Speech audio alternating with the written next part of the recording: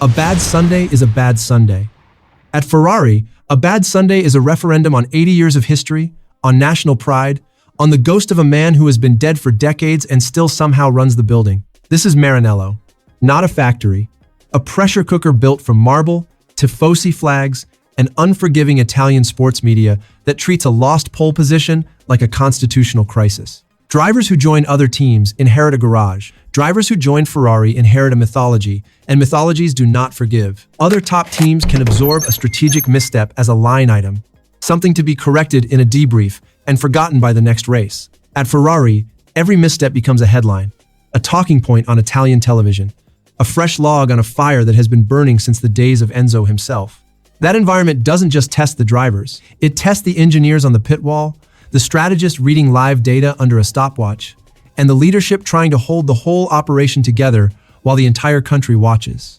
What follows is not a story about bad drivers. It is not even entirely a story about bad luck. It is the anatomy of roughly 150 championship points vaporized across pit lanes, timing screens, and radio channels, spanning 3 different team principals and 3 distinct eras of the modern Scuderia.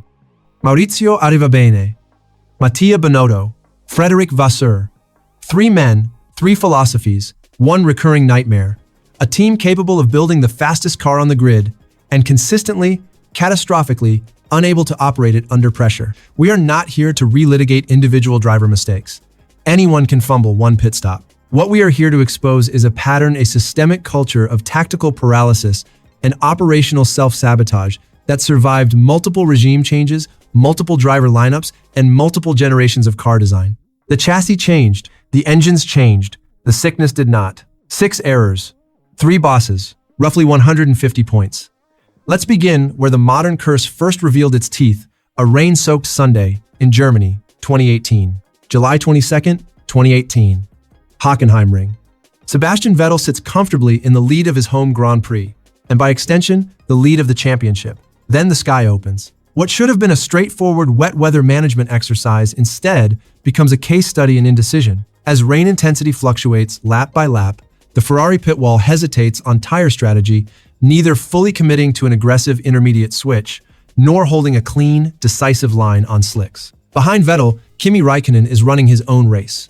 And the 2 Ferraris are never given unambiguous, synchronized instructions about track position or risk tolerance in the worsening conditions. The dramatized shape of that hesitation might have sounded something like this. Engineer: Sebastian, box for inters is an option? Box is an option. Vettel: just tell me what to do, yes or no. Engineer: stand by, stand by.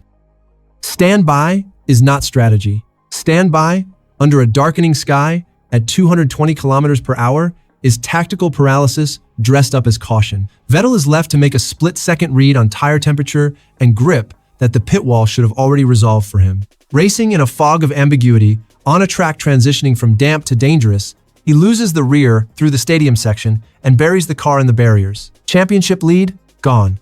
Home Grand Prix? Gone. And with it, much of the psychological armor that had carried Vettel through the first half of that season. But the story of 2018 isn't really about one wet corner. It's about what was happening above the pit wall, not on it. Team principal Maurizio Arrivabene and technical director Mattia Binotto were, by multiple accounts from inside Maranello, operating in a state of quiet civil war. Arrivabene, a former Philip Morris marketing executive with no formal engineering background, was managing the team's public face and political relationships. Binotto was managing the technical and strategic machinery underneath him. The 2 men did not share a unified command structure. And that ambiguity trickled downward into a pit wall that, when the pressure spiked, could not agree fast enough on a single, decisive call. A team is only as decisive as its chain of command. In 2018, Ferrari's chain of command had 2 heads pulling in 2 directions, and Sebastian Vettel paid for it in a gravel trap in Hockenheim, watching his championship lead evaporate in real time. It would not be the last time a Ferrari driver watched a golden opportunity dissolve, because nobody on the pit wall could say one clean word: now. By season's end, the psychological toll was measurable. Vettel's aggression turned to visible anxiety in wheel-to-wheel battles. And a title fight that once looked comfortably has slipped away to Lewis Hamilton and Mercedes. The fractured psyche of 2018 wasn't just institutional, it had migrated into the cockpit itself. Arrivabene would be gone within months, BINOTTO would inherit the throne, and with him, Ferrari would enter one of the most strategically chaotic stretches in the team's modern history. 2022 should have been the year the curse was exercised. Ferrari built the fastest car on the grid. Charles Leclerc, in career-best form, delivered poles and victories in the opening rounds. And then, race by race, the team's own pit wall began dismantling the championship from the inside. Disaster 1. Monaco, May 2022. Home advantage. Pole position. A car that had dominated practice. Charles Leclerc arrives at his home Grand Prix in the most commanding position of his career. Rain falls before the start, forcing a wet tire launch, and as the track begins to dry unevenly around the harbor, Ferrari faces the single most important tire call of their season. When and how to transition Leclerc and teammate Carlos Sainz onto slicks. Sainz, running behind Leclerc, is called to pit first for intermediates. Moments later, the wall makes the fatal miscalculation. They misjudge the true state of grip and issue Leclerc contradictory instructions within a single radio exchange. Engineer, box this lap, box, box. Leclerc, copy, boxing. Engineer, Charles, negative, stay out, stay out. Leclerc, what? Which one? By the time the confusion resolves, Leclerc has already committed to the pit entry. He is effectively double-stacked directly behind his own teammate, both cars needing tires in the tightest pit lane on the calendar. The undercut he should have owned outright is instead handed, gift-wrapped, to Max Verstappen and Sergio Perez, who cycle through unimpeded. Leclerc exits not as the dominant leader who started the lap, but in fourth place, in his home race, watching a Red Bull 1-2 form in his mirrors. It remains, to this day, one of the most painful single-lap collapses in the sport's modern history. A race lost not to Verstappen's pace, but to Ferrari's own headset. Disaster 2. Silverstone, July 2022. 2 months later, a different circuit, a different flavor of the same disease, and this one comes with a twist the team never saw coming from inside its own garage. Leclerc leads the British Grand Prix on a set of aging hard tires as a late safety car.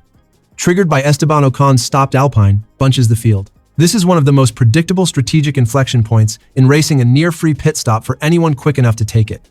Ferrari has the pit window open for several seconds and dithers. When the call finally comes, they pit Sainz for fresh softs and leave Leclerc, the race leader, out on tires already well past their working life.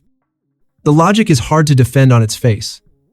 You do not leave your race leader exposed on the one lap, where a rival on identical strategy gets a free tire change, and he does not. At the restart, Sainz now on fresher rubber closes on Leclerc immediately. Ferrari had actually asked Sainz to hang back 10 car lengths to protect his teammate's lead, worried about the chasing pack. Sainz refused, telling the pit wall over the radio to stop inventing, arguing he was under too much pressure from Lewis Hamilton behind him to gift anything away. He passed his own teammate for the lead, then held off the field to take his first career Grand Prix victory. Leclerc, defenseless on his aging hards, was overtaken in the closing laps not just by his own teammate, but by Sergio Perez and Hamilton as well, sliding from a near-certain win all the way down to fourth at the flag.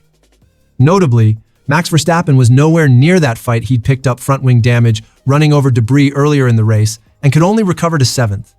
So, this wasn't a case of Red Bull's superior pace beating Ferrari. It was Ferrari's own strategic hesitation on the safety car, compounded by a driver inside their own garage overruling the plan, that turned a comfortable Leclerc victory into a fourth-place finish, and left Maranello with a win they should have banked cleanly, instead delivered in the most politically awkward way possible. Disaster 3. Hungary, July 2022. If Monaco was chaos, and Silverstone was operational hesitation mixed with internal insubordination, Hungary was self-inflicted blindness. The data existed. It was sitting in plain sight, broadcast on every timing screen in the paddock. Alpine had already run the hard compound earlier in the race weekend and confirmed, unambiguously, that on a cold Hungaroring surface, the hard tire simply refused to switch on. It never generated enough temperature to produce grip. Ferrari, holding a comfortable lead with Leclerc, fits the hard tire anyway, not through ignorance, through a failure to translate live competitor telemetry into their own strategic model. The result is immediate and brutal. Leclerc's lap times collapse. He cannot warm the tire, cannot defend, and is swallowed up by cars on more appropriate compounds within a handful of laps, forcing Ferrari into an unplanned extra stop to swap back onto softs. A dominant lead unravels into a distant sixth-place finish. Ferrari didn't just misread their own car that day. They ignored a live working answer key that another team had effectively handed them for free, and it cost Leclerc dearly in the championship standings. 3 races, 3 catastrophic strategic collapses. Monaco, Silverstone, Hungary, none of them lost purely on outright pace. Every single one of them was compromised. In whole, or in part, by a headset call, or in Silverstone's case, a headset call plus a driver revolt that a more disciplined operation should never have allowed to unfold.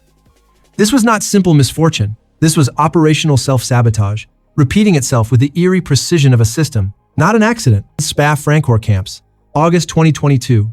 Some errors come from panic. This one came from greed. Running comfortably in the points late in the Belgian Grand Prix, Ferrari elects to pit Leclerc on the second-to-last lap of the race, not to save the car, not to defend position, but purely to bolt on soft tires and chase the single bonus point awarded for fastest lap. It is a gamble with almost no upside and real downside, and the attempt doesn't even land clean. Leclerc's fastest lap on the new rubber still comes up roughly 0.6 of a second short of Verstappen's benchmark time, meaning the bonus point was never actually secured.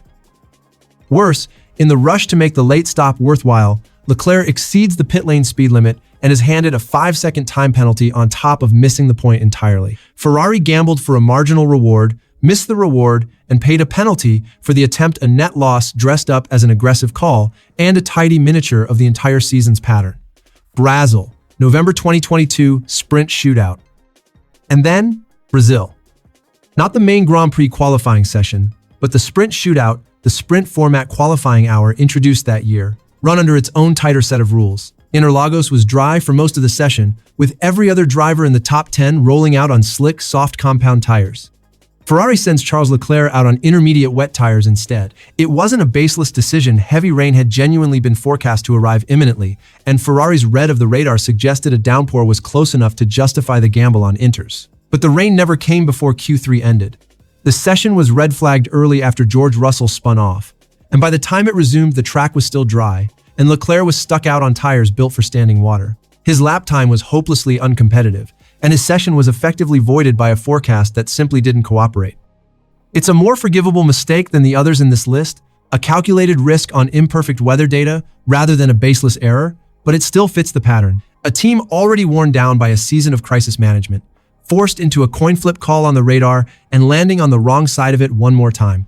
January 2023, Frederic Vasseur takes over as team principal, inheriting not just a car, but a reputation.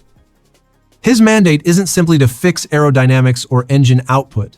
It's to fix a culture. Vasseur, a former junior category team owner who had managed Leclerc since his karting days, brings something Ferrari's pit wall had been missing for years: a flattened chain of command and a demand for radio discipline. Under Vasseur, strategic calls are consolidated under fewer decision-makers. Communication protocols on the pit wall are tightened, with an explicit emphasis on issuing single, unambiguous instructions rather than the hedged, multi-option phrasing that had haunted Monaco and Hockenheim. Pit stop execution long an embarrassment, with Ferrari posting some of the slowest stops on the grid in prior seasons, becomes a dedicated performance program, with the team investing in personnel and process review specifically targeted at shaving tenths off pit lane time. The results are visible, if imperfect. Fewer double-stack disasters, fewer contradictory calls, a pit crew that by 2023 and 2024 ranks among the fastest on the grid rather than the slowest. For a while, it looks like the exorcism has worked.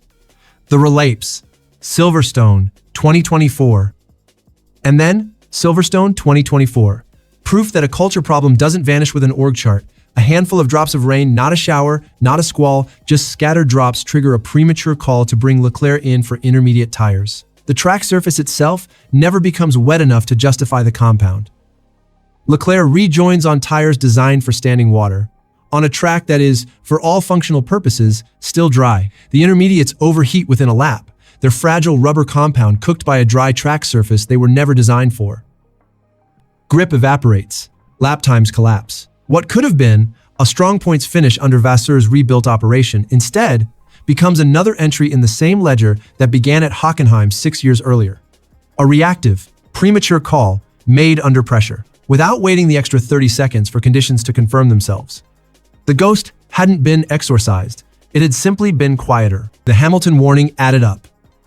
Race by race, point by point, the total is not a rounding error. It is somewhere in the neighborhood of 150 championship points, scattered across three different team principles and three fundamentally different eras of Ferrari's modern history.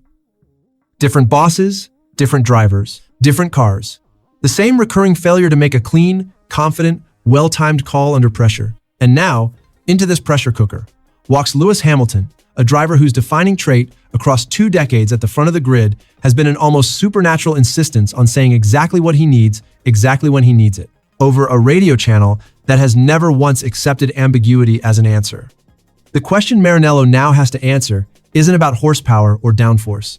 It's this: can Hamilton's radio presence finally force discipline onto a pit wall that has broken 3 different regimes? Or does the ghost in the pit wall claim its next champion? Tell us in the comments which of these 6 moments hurt the most, and subscribe. Because if history is any guide, Ferrari's strategy curse is not finished writing its next chapter.